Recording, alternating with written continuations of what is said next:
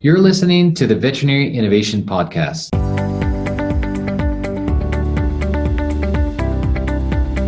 You're listening to the Veterinary Innovation Podcast. My name is Shawn Wilkie, and along with my somewhat awesome co-host, we interview the innovators in this space every week. Ivan, please go ahead and get started. Been downgraded again.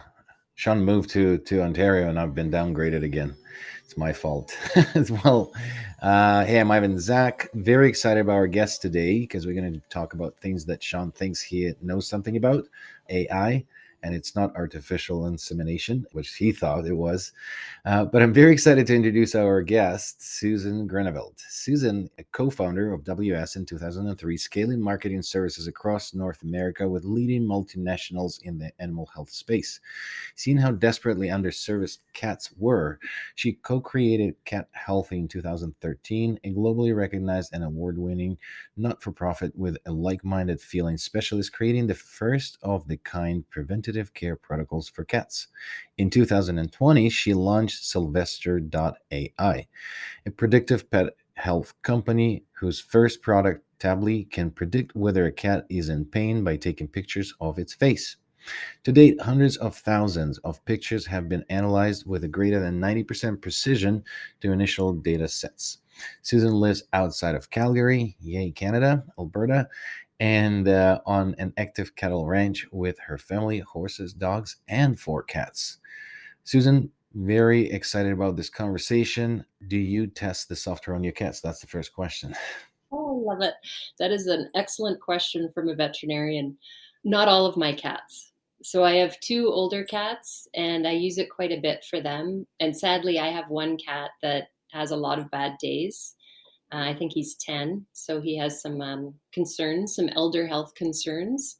But I also have a black cat, and so it does not work on black cats yet, sadly, because of the lighting. When we take the picture, we can't get all of the nuance of the face. So poor Hades doesn't get his picture taken, but the rest do. So interesting. Tell us more about the product for those that haven't heard about it. So walk us through what it is, how does it work, where do the pictures go? Do you take it with your phone? What is the customer journey, if we'll call it that? Yeah, customer journey today is it's on iOS. It's just on iOS right now. We just launched in 2020, so we're still in MVP stage. So we're on iOS, and what you do is you download the app. It's free to use, and it's a very, very, very simple process. You can put in your cat's name or set a profile for your cat, or you can go right to just taking a picture because we're really interested in ingesting pictures. So you can take it to the cat's face, and we know there's nuance, right? The cat's moving, the camera's moving. The way the iOS is built, it's a series of pictures, of videos that are put together. So the technology searches for the best picture of the face, and it assesses the cat's face and says whether it's a good day or a bad day based on using grimace scales. And that was our first data set using grimace scales. So it's very simple to use, and everyone has access to it right now. So cool, Susan. So I've used the app. I actually first heard about you when I was in England. I was speaking at the London Vet Show, and someone came up and told me about your product after my speech, and I was like, oh, I must download it. So I downloaded it and checked it out, and then I was like, oh, you must come on the show. And I think one of your early investors actually connected us. So shout out to Philippe. Thanks for the connection. So I was kind of blown away. I mean, image recognition and AI is something that's existed for a really long time, but the data set to kind of communicate with people that don't speak our language is pretty interesting. And so I've used your app. I've tested it with my youngish cat and my grandmother's oldish cat that has cancer, and saw the results. My grandmother's cat was having a bad day every day when I went to test it, and she knew that, that it was already something that was known. But our cat, it was interesting. There was some good days and some bad days, and I thought that insight into this creature that was living in our home was absolutely fascinating. I say all of that to ask you, how did this happen? This started when we were in Cat Healthy, and the journey of Cat Healthy. We really, Liz and I really wanted to do better for the species. We could see how underserved it was versus dogs in every way, shape, and form. And actually, people have actually said to me it's akin to research in human health around using men usually for the testing of drugs versus women. Cats just don't get the same kind of level of care. And a lot of it is because we don't see them in the clinic, or we didn't pre-COVID.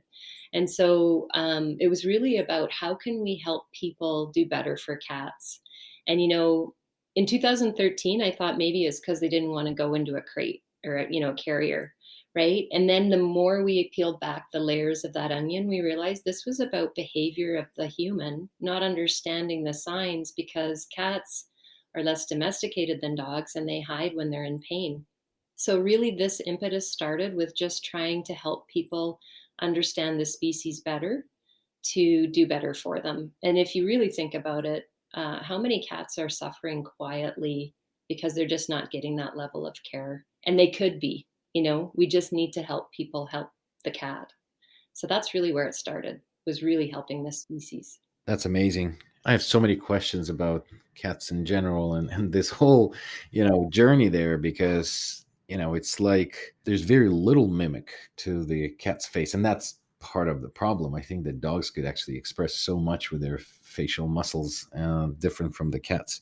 And if you've heard about them in Britain, British people are really hard to read. So I wonder if British cats are less easy to read than North American cats. Maybe they're a little more chatty than others. But so, what is the business behind it, or the vision for the business? I mean, it's super cool. There's lots of super cool ideas, but is there a direction where this becomes from invention and innovation, which is actually applicable to the day-to-day life, and there's a business model behind it? Yes, that's an excellent question. So, we're really pioneering, right? You'd mentioned earlier facial recognition being around and AI. It certainly has in humans. If anyone's been through, an airport lately, it's all facial recognition. However, for species that aren't human, there's very limited data available. And so, our big vision is really building out these data sets. And so we're starting with pain today, and we're really starting high level with the cat parent, just good day, bad day, because obviously we're not diagnosing. But could there be a time when we can start to understand what a diabetic cat might look like? Can we understand disease states? Even pain itself, right, is really high level because it's subjective. What is the real pain? So right now we are working with companies around the globe to build data sets with diagnosed cats. And we're working with not-for-profits that are specializing in pain recognition. We're also working with multinationals to help ingest data sets from them. If you think about drug research today, what's a big data set for cats, Ivan? Like 30, 50, 100? It's quite pathetic when you look at the inserts, the studies, what they were done on. Yeah. Right? When drugs are coming to market, we need thousands. And it's kind of like Pac-Man. AI needs Pac-Man. We just need to keep eating data. And we don't know what we're going to find. So we're really in a pioneering space. And so what does that mean for monetization, immediate monetization? Immediately, we can see that we can help in telemedicine. So we're working with companies today in a reseller model where we would integrate our API into their systems, where you've downloaded a telemedicine app as a cat owner, you're not sure, you're on the fence.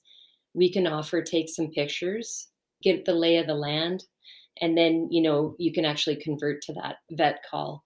Or we're talking right now with organizations that are in hospice and euthanasia, right? And what we found is a lot of people use our app today just to validate the decision. So it's some kind of caregiving, to be honest, even though it's really cool science and it's grounded in validated scales, we're actually giving deep comfort to pet owners. We've had people actually take pictures from their camera roll, and the cat has passed last year, and they're actually taking pictures to validate that it was the right decision this year. Wow. Susan, what's your big, bold vision for where you want this company to be? Like if you think 5 years out, what's it look like?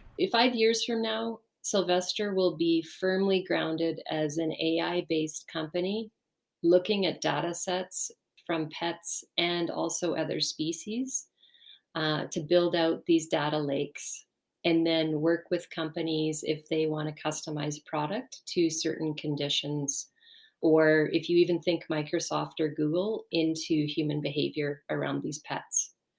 We are trying to be that bridge between the cat parent or the horse parent or the lab mice that need to be looked at every day, make sure that they're doing okay, and the people that need to know that they're doing okay. So we're really trying to drive that bridge of complete care for many species, not just cats, but grounded in AI. So clinically, I'm just wondering, sort of from the clinical perspective, you're looking at the facial expression. I know that there's a bunch of wearables that are looking at mobility and acceleration. So when you're, Yeah, pre-drug and post-drug, and then I think that going forward, there's also potentially, assessment of videos and the gait and the positioning and things like that. Do you have any vision into that, and why the facial recognition was chosen as a first one or an add-on because others are doing it? Like, what was the inspiration there compared to other potentially competitive, not competitive, additional products in this whole vision of AI contributing to this world? yeah. So because we're pioneering, we're collaborators. We're kind of like in the brewery model of beer. Everybody's. I know it's a bad analogy, but we're actually trying to work together with people because we're pioneering. And so the facial recognition was the first stop because we knew that the scales, and there's multiple, are actually highly accurate. And we know that cats have a homogeneous, face, as you'd mentioned earlier, generally speaking. So we started with face, but actually our patent covers more than face, and it covers the rest of the cat. So mobility issues and applying AI into all those spaces, we're very interested in. Quite frankly, the use cases are astounding. And so, being an R&D AI company is really, really appealing to us. But we need to, as you know, as a startup, we need to also show that we can monetize. So that's why our first product will be in pain with Tably. But we're very interested, and we'd be very interested in working with veterinarians on data sets. If there's veterinarians that would like to participate, the more pictures that we can get that are labeled, the better and faster we can move. Yeah, it's so fascinating. Susan, I see that you guys just pitched at South by Southwest. That's kind of a big deal. I used to live in Austin and love that city and that festival. Can you tell us a little bit about that, and then maybe, where you guys are at from your kind of fundraising journey, because all of this data generation is expensive as hell. Yeah. I'm lucky I have a partner that is a venture studio in AI called L2ML. And I'm really lucky that way. And that's actually why we started. And they back into the University of Alberta, who's ranked number 3 in the world for AI. Who knew? And they have about 130 people on board.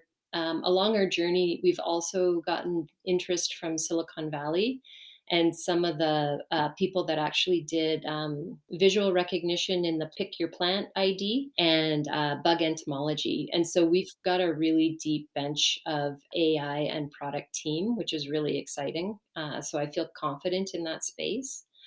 So yeah, what we're finding, one of the real dangers of this is because we're starting with cats, there's a real propensity for this to be a novel idea, especially once you get out of the veterinary space. Clearly, this audience will understand the size and depth of this category. But once you get out of that and you think about if cats are the biggest pictures, the biggest numbers on the internet of anything is cats, you can see that we really fall prey to a novelty approach. And so I'm trying to use that to benefit the real drive of the science and the validation and the technology. And so pitching at South by Southwest, I think there was 565 companies that pitched.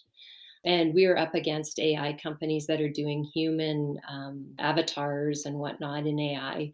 But we were selected because cats are just so captivating for people and they're fascinated.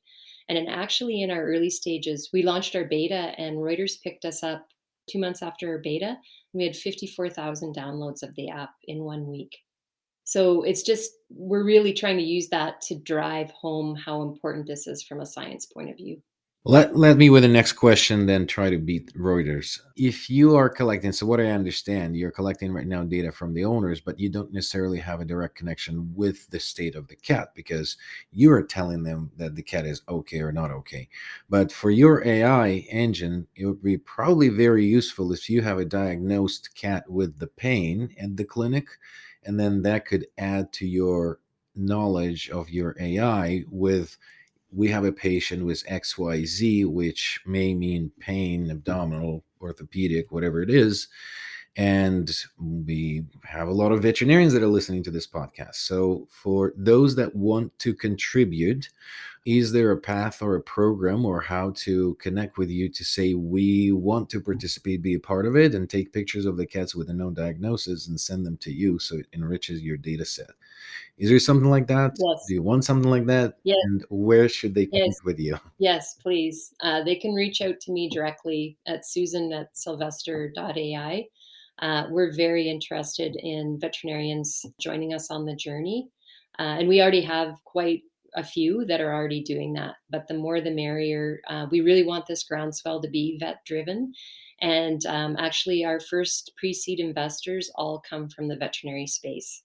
And I am, humbled and honored for that because, your audience and you understand the power of doing what's right for the species. And that's really central to what we're trying to do. So this is fascinating. I'm hoping that we're gonna beat Reuters by 54,001 email coming to you after this podcast. But if there's someone from the investment community listening to this and wanting to learn more about the organization like yours and the vision that you have, what is the direct contact that they can find you at? They can contact me directly at susan@sylvester.ai, and I'd be happy to talk to them. And we'll attach that to our show notes. And then, Susan, if people want to download the app and give this a try, how do they do that? They can download the app through iOS. And again, it's just on iOS on purpose. We will have more later, and it's free right now. So, we'd really love to hear feedback, love to hear what people think. I welcome with open arms all the information I can get. And the app is Tably. Is that what they search in the App Store? That's great. We're keeping tabs on your tabby cat. Awesome. Well, Susan, it was amazing. We've run out of time like we always do. Got a couple questions to wrap things up. A book recommendation, a TED Talk, a YouTube, something that you found interesting on your journey so far. There's a really great book out right now. It just came out in September called How to Speak Whale by Tom Mustill. And it talks about AI and it talks about our ability to understand through big data species like whales. Very interesting. Okay. And the second question that we usually ask, is there an innovator in this industry that would be a good guest for this show that you know? There's a lot of them, actually. But I would recommend, actually, Kristen Werman. I don't know if you know Kristen from BasePaws. No. She's the EVP and the Veterinary Strategy and Operations at BasePaws. Thank you so much for listening to the Veterinary Innovation Podcast. If you want to hear about our new episodes, please follow us on any social media channel.